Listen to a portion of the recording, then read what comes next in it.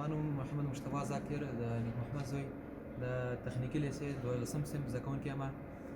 زموږ استاد رهنما انجینر محمد عارف عادل چې موږ ته پروژه راکړې تر څو د خپل پروژې نه دفاع وکړو. ما ته پروژه راکړې وه، دلته پروژه کې یو برقي بخاري جوړ کړو.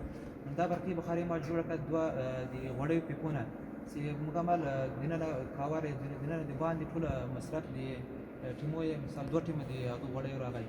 نو په دې کې ما 3 راډ استعمال کړي، 3 راډ سیار راډ ده 500 واټه ده چې ټوټل مکمل واټونه چې راځي 1.5 واټه مصرف راځي.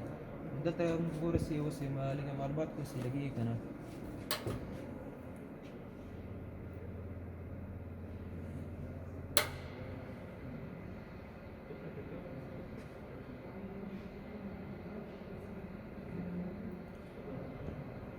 دا راډونه موږ ولګوو، خو د دې سم کار نه کوي. موږ برق ضعیفه د جانیتر برق ده ضعیفه ده. اوس 2 راډ ولګېده، اوس ضعیفه لګېږي، نو برق موږ ضعیفه ده.